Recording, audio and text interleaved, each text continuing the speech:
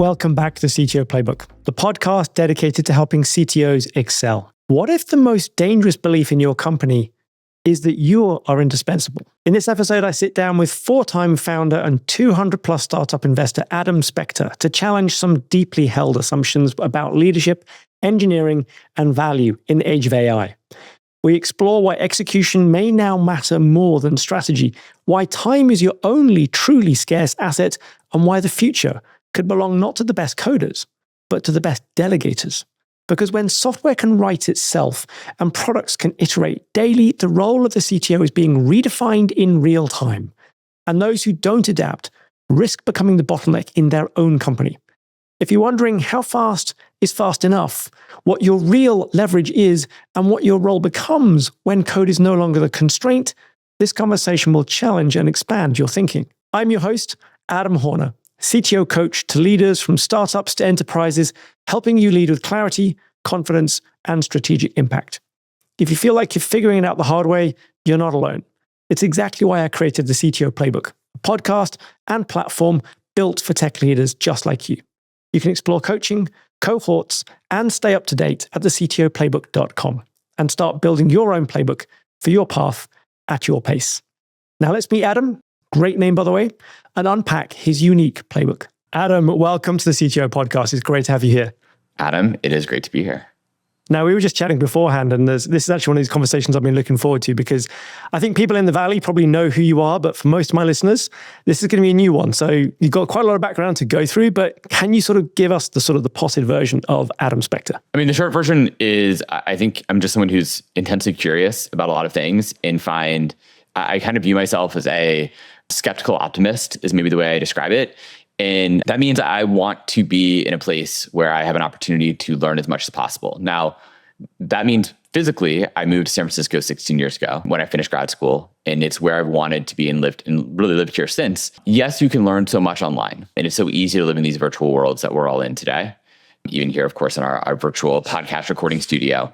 However, the kind of synthesis of who I am is a constant learner, and I think that is the best thing that I can be doing with my time on a daily basis is getting to meet with, speak with, learn from fantastically smart people like yourself on a regular basis. And that has enabled me to do the various things that I've done in life to some extent. So I've founded 4 companies. I've invested in 200 plus startups, about, I think, 8, 9, or 10 unicorns at this point. A better record than a lot of people. I don't know. I actually am a little frustrated in some ways. I don't get picked up on I don't push it. I'm not marketing myself in a big way. And maybe that's an issue, but I don't get picked up on top angels. And yet my record is better than the large majority of them.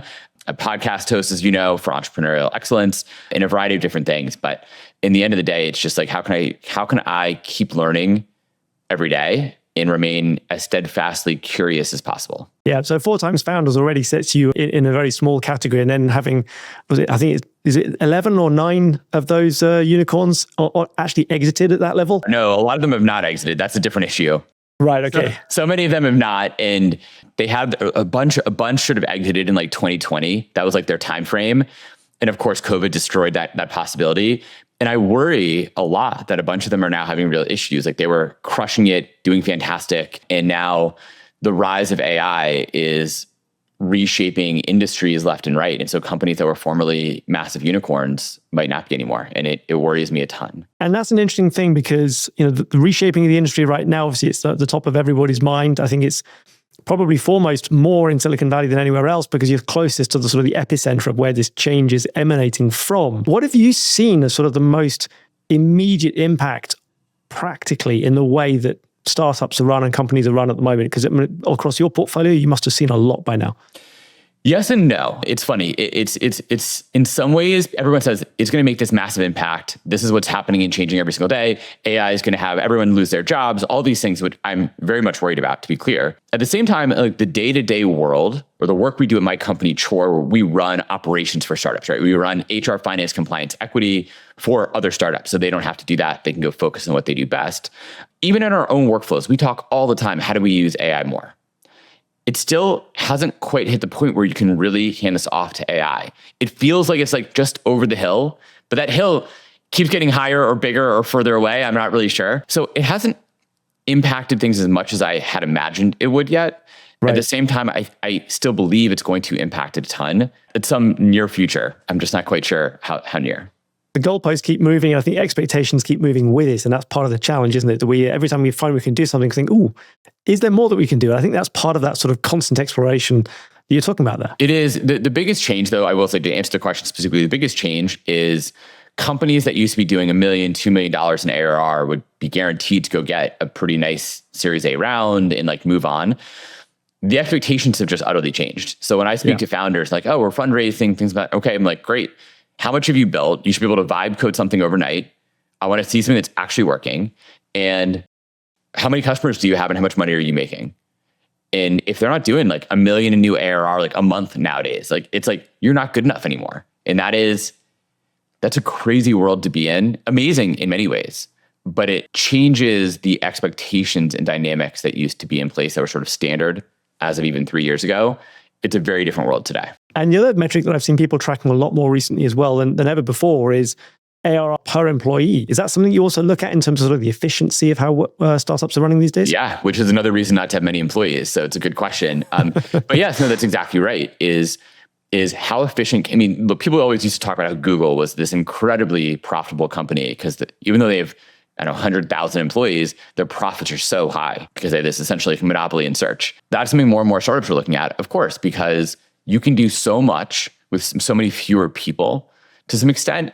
Now, I don't think it's just about doing more necessarily. It's just about how this is a massively changing dynamic where AI is so much better in so many ways that you can do more. On the other hand, and this does concern me a lot for AI startups, if you're able to go to 10 million in ARR in your first year in business, which is unheard of in most cases, do you have any sort of durable moat? Like what's going to stop everyone else from creating a competitor to you that's almost as good, or if not better, because they're using the next generation of AI technology? And so, yeah, you had an amazing run, made many millions of dollars. Congratulations. And then you are relegated to the history dustbin because someone else passed you by. Yeah, because you basically just use a time arbitrage for that period of time, and then it wasn't particularly defensible or constructible into something bigger. Correct. And one of the things that you've mentioned several times is about I was going to say the value of execution, but I think it's more than that. I think it's actually the lack of value of a strategy, which is kind of what you're pointing to there, is that if you've got something that you can grow for a year, but there isn't much legs beyond that, strategy is one of those things that we keep saying to CTOs, you need to have an engineering strategy, you need to have an approach to what you can be doing longer term.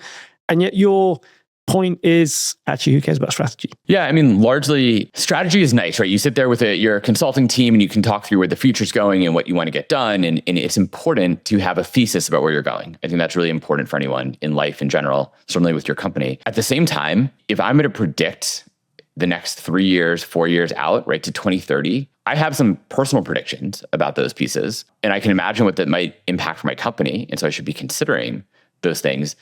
At the same time, things are changing so fast on the ground every single day that if I'm dogmatic about the direction I want to take my company, I have a higher chance of failing versus saying I'm willing to change as I get new information or the world changes around me.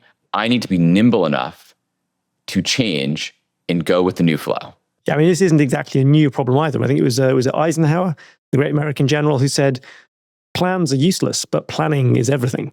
Yeah, that's actually, it's a great point. And planning is really important, but you have to be, once again, open to changing and changing quickly. And the difference though nowadays is things are just going so much faster. And it's not just speed, it's the velocity of change that's going faster specifically. Yeah. And you have to have a team that's able to change with you and be open-minded to that change. Otherwise, you'll run into issues, right? If anyone thinks, well, I can do it the same way I did it a year ago, they're out of their mind. And frankly, they'll be out of a job. And are you seeing that it's moving that fast? Because I think one of the things that is sort of the pervading thought across Europe is that, well, it's not changing that fast. Humans and opinions and habits don't change that fast. So while, on the ground, it might be a lot of sort of scrabbling and running, the real impact and impetus is not moving that quickly. Are you seeing something specifically quite different from that? Yeah, I think in Silicon Valley, it's all about all the new change, how fast you can go, what new tools you're using, what are you testing out on a regular basis. The idea that you don't need to, look, humans don't change quickly, which is a separate societal issue, because of what's coming down the pipe. Yeah. At the same time, what I would say with Silicon Valley, to use a kind of an analogy that maybe makes sense to a lot of Europeans, right? 4 years ago, the war in Ukraine started. And that was initially sort of a standard war, right? You have tanks, you have infantry, all these other things. Since then, within four years later, the entire nature of warfare across planet Earth has changed because of what happened in Ukraine, right? Drones, automated drones, all these other things that are changing because of essentially this new technology. This may be a dangerous analogy, but I would say sort of what's happening in Silicon Valley is sort of similar in the sense that the speed and pace at which the major LLM companies are coming out with new updates and changes, and then how that goes down through the entire ecosystem, is forcing everyone who's in this ecosystem to keep up or essentially die. And obviously you don't want to die, so you find ways to keep up as best you can. Have you seen examples of either people or organizations, startups that are literally just packing up and folding in because they haven't managed to keep up with the pace of change? I don't know if they would say they are unable to keep up with the pace of change, but yes, there's a large amount of destruction in Silicon Valley. That's always been the case, right? There's always been a large amount of failure, which it's part of what makes Silicon Valley so unique. Is the almost expectation that you will fail and come back stronger because of it. And that's pretty unique for us. But I do think there's a higher velocity of that, right? If you have a good team and a good idea, you can go raise money for sure. But then you need to be able to move quickly on that.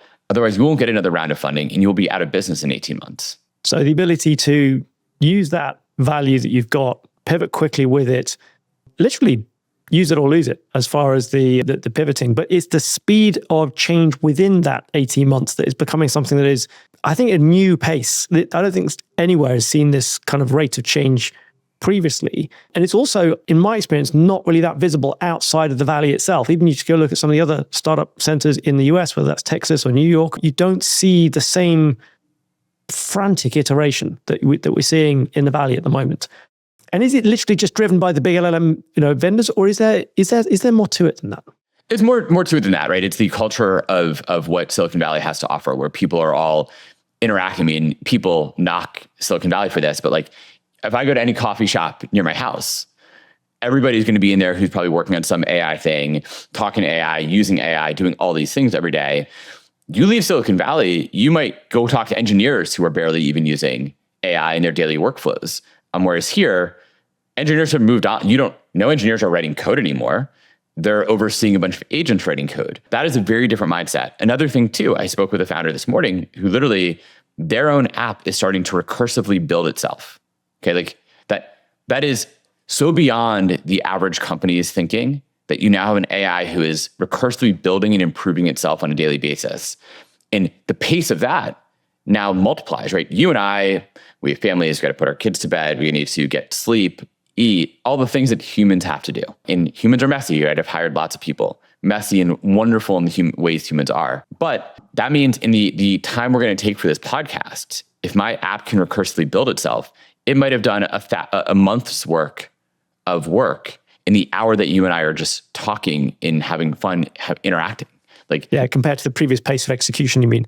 Right. So if you're moving at human time as a startup or company, and your competitors are moving at computer time, you're getting to a point where they're growing exponentially and you're growing linearly, you're not going to be... And the cost of that compute is actually significantly lower than the cost of hiring, maintaining, and running humans. It's also a lot more scalable. Way more scalable, right? I mean, even if you're spending a few $1,000s in compute, it's still so much cheaper. And it's even more important, so much faster. And so whether you agree or disagree with it, let's assume that most of your listeners agree with the idea that they're a capitalist society. Capitalist society is going to inevitably push the best companies forward, which in the end is better for consumers. Consumers win when they have a lower cost product, right? I mean, consumers hate Google if you want to, but Google's amazing. Anyone in the world who has an internet connection on their phone can have the world's knowledge in their pocket. Now with ChatGPT, you can have a PhD in your pocket. And that's just the tip of the iceberg. So imagine it improving itself. It doesn't even need to talk to anyone else. I mean, I know people who have AI systems that are only talking with each other.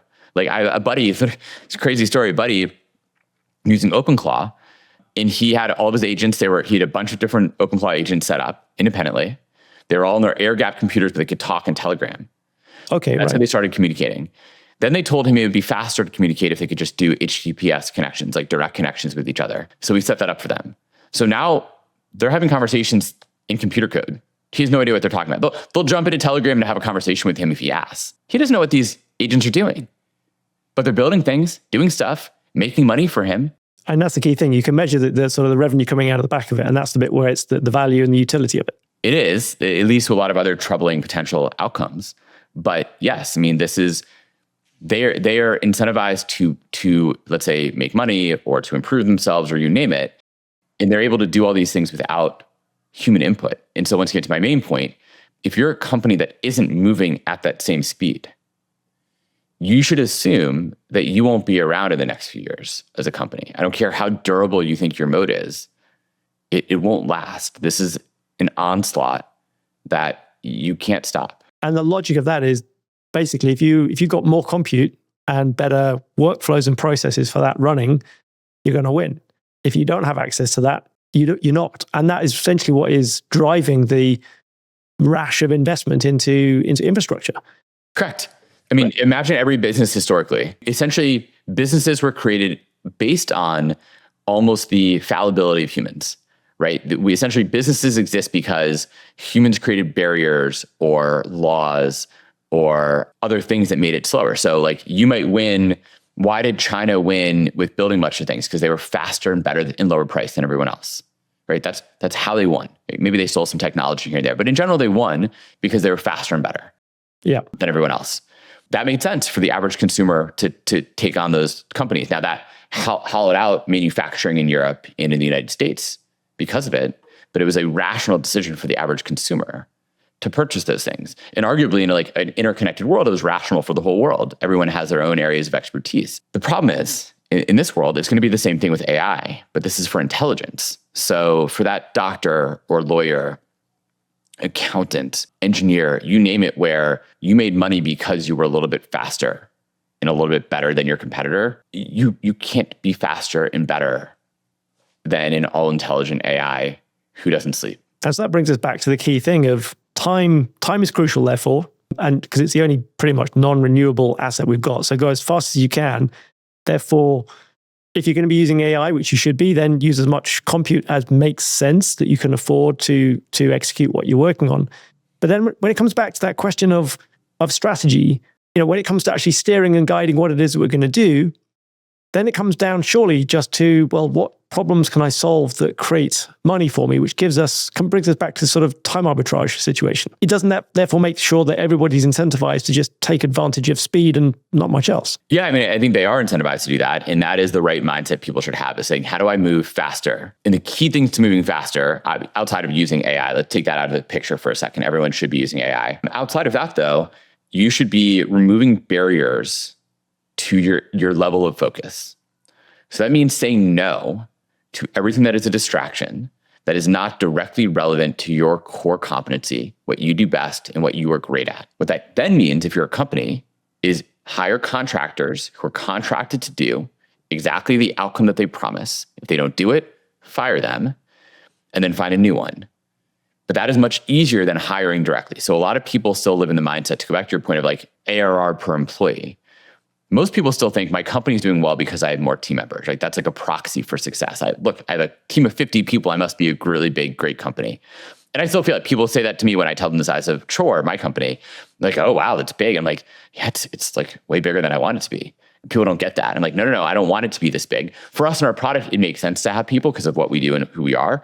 Yeah. But even then, I don't want to hire like a lot of people to do stuff that is non-critical and non-core to our business. I want to outsource that to contractors because they are contracted to achieve an outcome. And I don't need to worry about recruiting, hiring, training, managing that person. This is something so many founders mess up.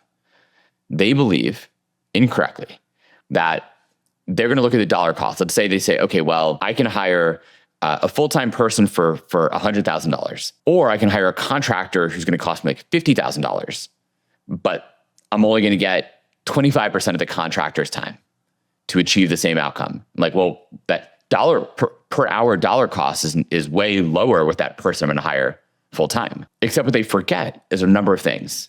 It's a huge cost to recruit someone. Yep. It's a huge cost to train someone. It's a huge cost to manage someone. And do you want to manage someone who's doing something that's not your core area? If you're an engineer, CTOs, obviously you talk to them, hire other engineers, maybe product managers. Don't go hiring HR people. Do you know how to hire, recruit, or manage a HR person? No. And then on top of it, you forget that 50% on average of new hires fail, even in areas you know. So if you're hiring in other areas, they fail. So now you multiply all these together, you can do some work with AI, you can figure out the numbers. But the short version is like the average 100K hire is going to be about $75,000 in costs to you. Just to bring them on board. Just to bring them on board, train them, assuming and on average, 50% will fail within 18 months. Right. But if you look at the cost of that, it's about $75,000. So then you say, well, should I just bring on a contractor who's going to be way less than $75,000 to do the same work? And the contractor takes on all the burden of hiring, recruiting, managing, and training their people for that specific task. And so, long way of saying, going back to your point, time is your most precious resource. Therefore, spend as much of your time on the thing that you're great at and outsource and delegate everything else. And that's fairly straightforward. And that is essentially the thesis on which you've built Chore. So this isn't something that you're sort of coming out with as a left field idea. You've actually centered your entire hypothesis around this. Yes, certainly very true. And look, it's not always easy. The simple fact is it's really hard to move the mindset of people from saying, well, I want to bring this in-house. I want to do this. As I said, people fail, the average founder, and probably most business leaders, fail to recognize the cost of every new hire, not just the salary cost. And they think, oh, I can hire someone, they're going to get rid of all these things that are painful to me. Say no. As often as you can, say no to that hire contractors until that contractor truly can't do that work anymore. And then go try to find another contractor to do that work. And then if that still fails, sure, then maybe bring someone in-house. But avoid that as long as possible. And on that note then, are there any things that you would say be very wary of outsourcing that or getting a contractor to do that? Are there some things where you'd say keep that close? That one is actually important. The only thing that's important are the key things that you as your own business does that makes you special. What is your unique talents and your unique skills? Yeah, what are your unique talents and skills? Because for two reasons. One, those are the sorts of people you know how to hire, theoretically, right? You know how to judge as a CTO. You know how to judge technical people. So you should have a better chance at hiring the right people for that. You have a better chance of leading those people, of managing those people, of setting good outcomes for them. If you're hiring someone to get rid of your HR pain, you don't have that experience. You don't know that skill set. So you just say, take care of this. They'll do it, but they're probably not busy for 40 plus hours a week doing it, but you don't know. They're telling you they're getting it done. They solved your problem. So you're like, great, they're doing their job. What a waste of money. And so yes, the only thing you should hire are the people who are utterly critical to your core mission. And that's it. Everything else, get rid of, remove. Then go back to one other point. The key thing also there is not only you want to remove all these people from your plate, you also want to make sure you're nimble enough to change. As we talked about, you have an 18-month time window to make a lot of difference. Should you be spending your time trying to hire, let's call it HR people, or even marketing people, sales people, you name it, right? Yeah. That are not part of your core business. Or spending every single day making sure your product is freaking amazing. And then just hire someone and be like, your job is to sell it. I'm going to pay you double what I would pay an in-house salesperson. I'm going to pay you double that, but go sell it. And great. And if they don't, you can be like, great, you promised me you'd get me 10 sales in the next month. You got one, you're fired, and then move on versus trying to figure out how to train a sales team. I mean, once again, you can use all these analogies, but in the end, you need to be nimble and flexible enough to change over the next 18 months because so much will change. Therefore, don't hire people who, once again, onboard, recruit, hire, train, manage, and then if they don't work out, let go, and then you reabsorb that work. It's the reabsorbing that can be very painful at times, isn't it? But I think the other thing that's amazing about this is that you're in a job market there, in the West Coast of the US that is probably one of the most flexible job markets in the world. And you compare that with Europe, where just to let go of somebody, you're talking at least 1 month, and in some cases 3 months, just to let go of somebody. It sort of adds another zero onto the actual costs that you're talking about there in terms of real numbers. Why should anyone in Europe hire? Why should anyone hire anyone full-time? I mean, I feel kind of vindicated because my wife and I have taken that approach. We're going to be the only two people in our company and everybody else is going to be outsourced contractors. And so, I mean, yes, it kind of feels easy to say, yes, Adam and Adam agree, and that kind of feels like a great thing, but we kind of did some basic maths on this, and we came out with basically the same conclusion, but almost even more so, that it would actually be detrimental for us to have any more than 2 people. Yep. Because the other thing is that when you've got 2 people running in lockstep, that's one thing. But then as soon as you, let's say, for example, each hire 1 person, got 4 people, trying to get 4 people to run in a coordinated way, workflows, everything, you've got to document so much. Correct. And put a lot of effort into keeping onto the same page, that actually we worked out that you're much better putting that effort into streamlining SOPs and work things so that those people can be fungible, completely replaceable, that you can swap them in and out with somebody else. Because at some point, AI is going to do a lot of that. And so therefore you then get an AI to think, okay, take that SOP or that work list or that playbook and automate it completely, or as much as is possible in the current state of the art, and own it. Because then from that point onwards, it becomes easier. So hiring people is a challenge. But you mentioned several times during here, if you're CTO, hire engineers. How many engineers have you hired? I've hired a good number in my career. I will say though, Chore, we've taken a very different direction. So we have no engineers at Chore. And this is the interesting one. So talk to us through that mindset. Why have you taken the approach of no engineers?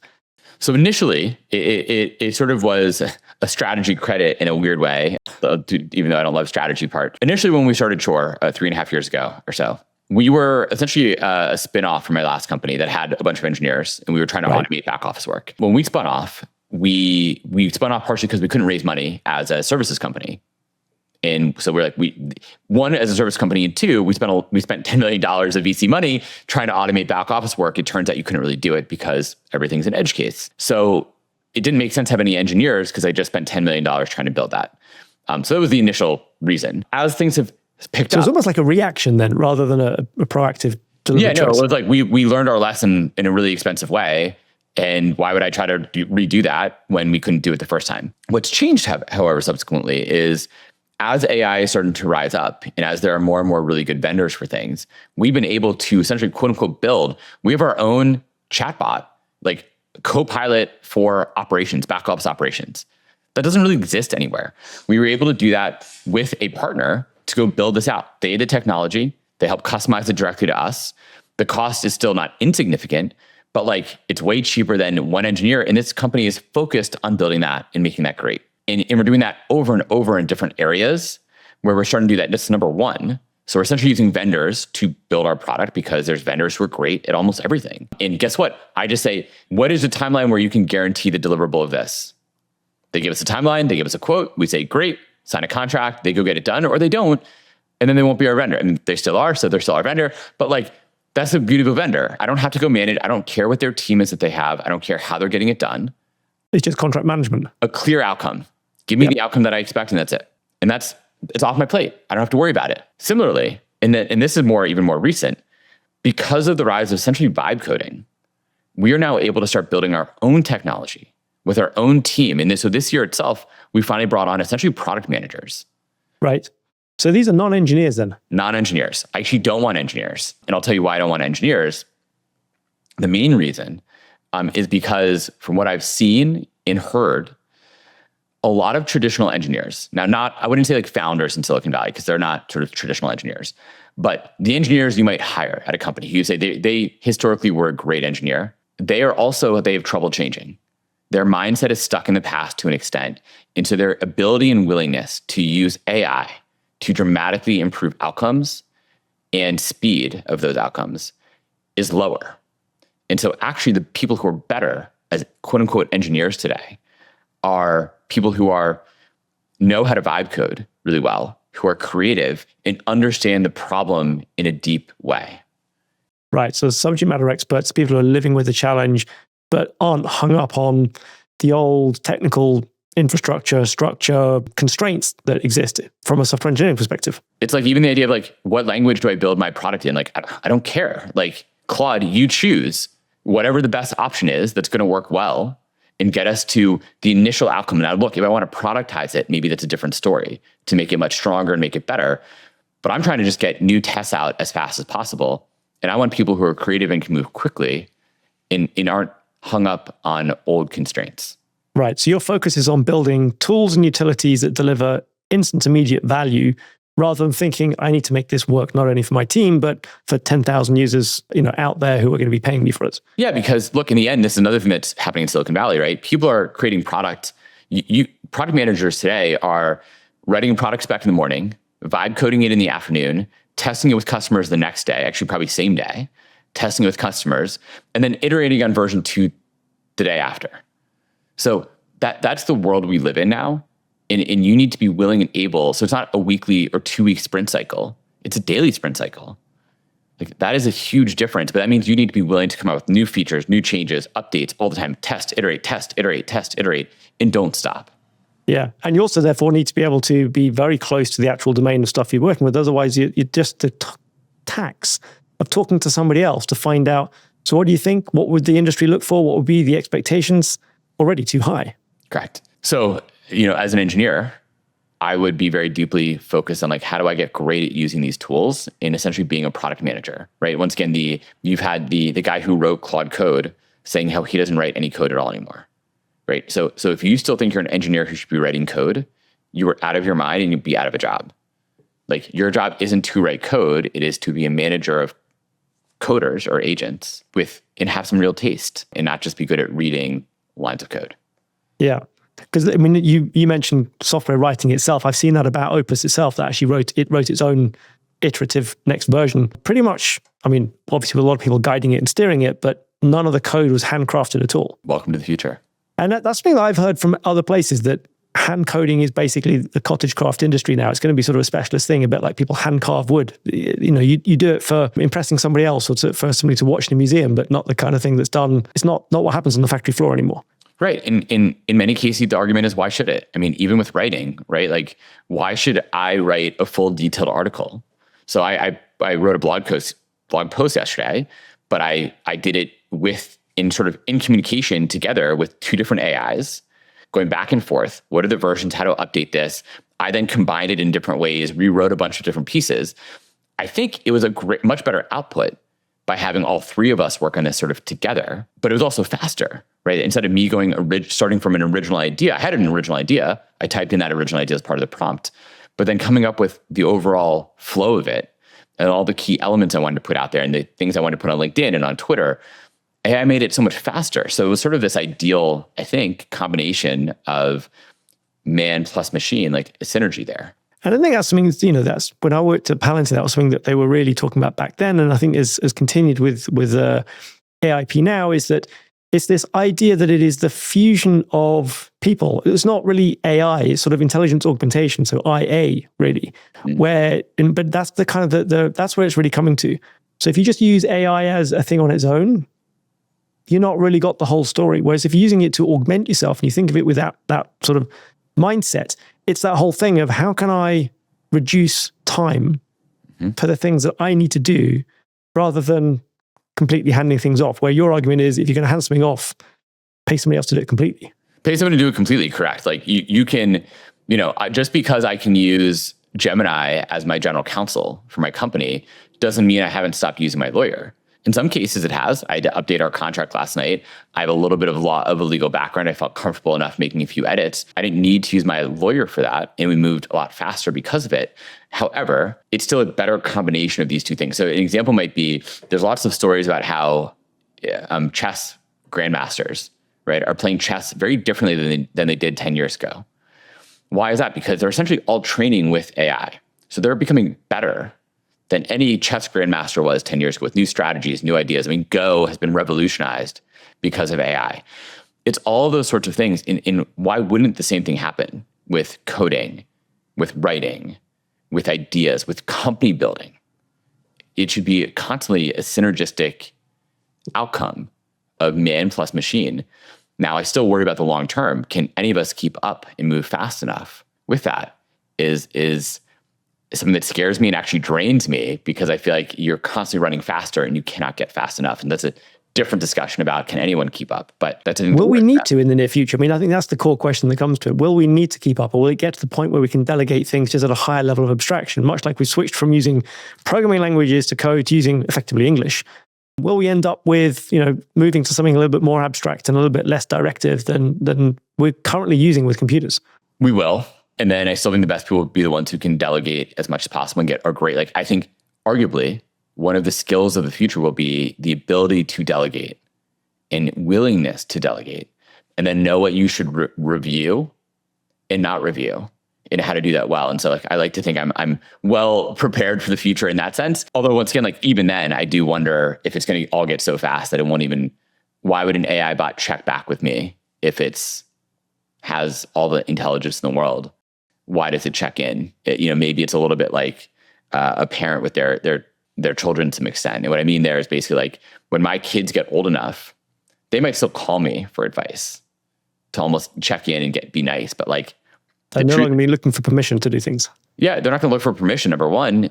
And then number two is like they will have so many other outlets for that information and knowledge, from their friends to their own AI chatbots. They'll give them answers. They'll call me because it's nice, because they want to talk with their dad. They're not going to do it because they're going to gain that much intelligence necessarily from talking with me, unfortunately.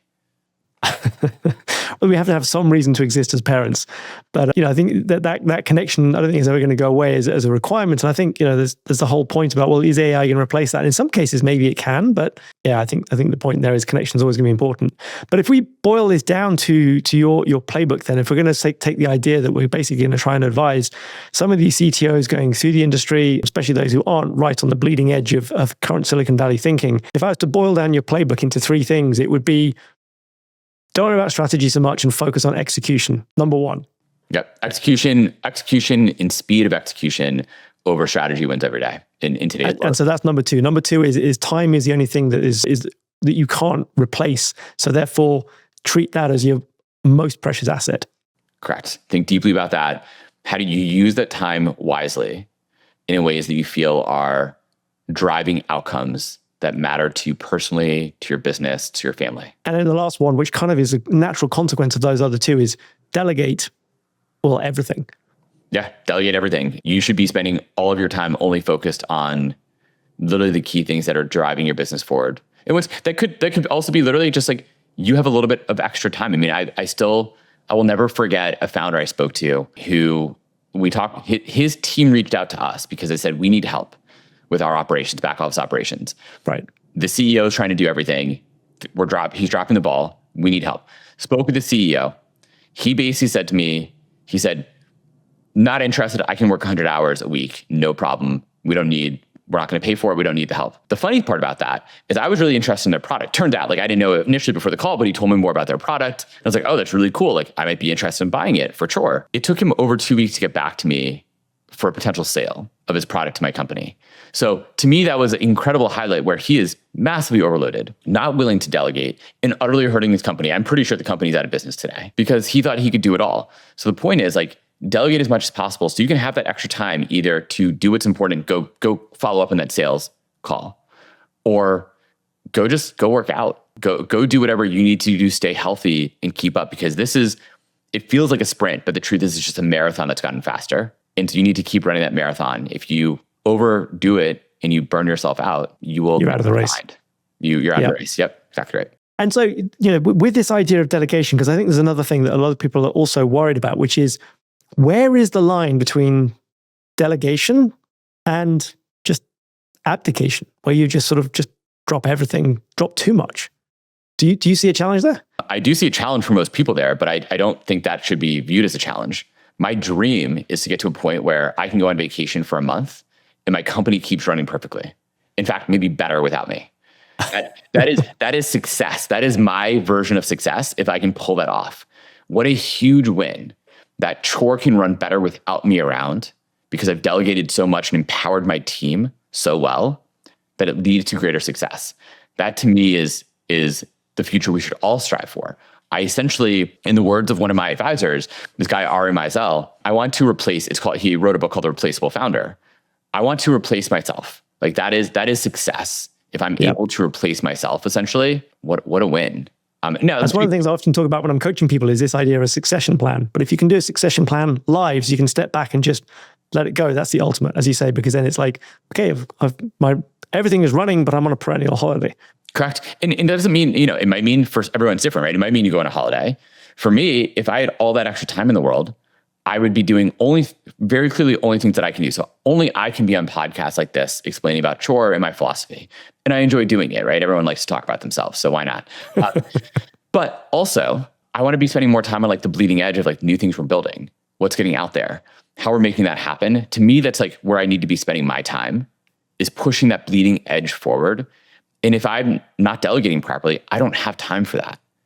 And that becomes a bottleneck, which ends up hurting my company. I know it's hurting my company in the long term if I don't have that time. And that, I think, is the mindset shift that a lot of people are really struggling to get their head around now. It's really hard. It's very difficult for an individual's ego to let go, right? Yeah. You want to be like, I'm important. And let me be clear, like, you're only as important as you make yourself. And if you want to feel important, then sure, feel important, but you're hurting yourself long term, especially if you're not doing the things you love. Now, look, if you are the number one engineer in your company and you're pushing code with your agents every single day nonstop, sure, like that might be a great use of your time. If on the other hand, you're a leader and you've essentially become a paper pusher where you say yes or no to various decisions every single day, are you providing real value there? Can you just say, you choose, here's our guiding principles for our company, the goals, cultural goals and touchstones. You go figure it out, make the best decision and own that outcome. Employee number one or number two. Go own the outcome. You know what we try to strive for, own the outcomes. You know what I hear when I hear all of that is, more people needing to delegate. I just hear loads and loads of coaching required. So for me, that makes me happy in a certain way. It is. And you should be. They do need, a lot of people need coaching for it. It's really difficult to get over that idea that you are not, in many cases, most founders are the ones holding their companies back, not the other way around. A perennial truth, unfortunately. Unfortunately. But that's what it takes for success, is that you're the one who is most dedicated, you're most focused, and you're most willing to say, this is not the right thing for me to spend time on. I'm giving it to someone else. What an amazing piece of advice for us to wrap up on. Adam, if people want to continue the conversation with you, how can they get hold of you? Yeah, pretty easy. Find me at adam@hirechore.com. So easy enough to figure out my email address. Drop me a note if you want help with operations anytime. You can find me on my podcast, Entrepreneurial Excellence, on all the great places you can find podcasts. I'm also on LinkedIn a ton. Reach out to me there. Happy to respond, talk with you there on that front too. And all the usual places. And then if you make it to San Francisco and you want to move quickly, drop me a note. Maybe we can grab a coffee. Coffee in San Francisco sounds great. Just have to get a plane ticket over there next. Without the gunshots and safety that we were talking about earlier. San Francisco is a lot safer than it used to be. It's a great place to be. And if you want to be inspired by the amount of things happening on a regular basis, just being around that is critical. I think there's a certain, we can do a lot virtually nowadays, but there's something you get by being around other people who are also pushing the envelope. It makes you move. Given the Olympics just finished, maybe end on this, but like, given the Olympics just finished, right? What makes people compete at the highest levels for the Olympics? It's because of all the competition, and that levels up everybody to do better, because everyone is competing in that same event and trying to be better than everyone else. And they practice more and they're using new techniques, all those things. But if it wasn't for the Olympics, we wouldn't have as good outcomes as we do today, right? The Olympics athletes of today are way stronger, way better at those sports than they were 100 years ago because of competition. Therefore, I would advise everyone to move to San Francisco, or at least come out here for a period of time and be a part of essentially the technology Olympics. Come join the same place and push yourself to the same level. If you think you are good enough to start a company, come test yourself against the others who also think they are the best, and see if you really can get it done. And if you can, you'll change the world. And changing the world is a great goal to have. Adam, it's been fantastic to talk to you. Thank you very much. Same to you, Adam. Thank you for listening to the whole episode. I appreciate your time. So just before you go, I'd like to ask you for a favor in return for putting together this episode of the CTO Playbook for you. Please share the episode with just one person who will appreciate it. Wherever you're listening, whether that is Apple Podcasts, Spotify, Amazon Music, or another platform, sharing the episode will help more CTOs find the podcast and enable me to create more great content. Remember that you can find more information on the CTOplaybook.com. Thank you for listening, and I'll see you on the next episode of the CTO Playbook.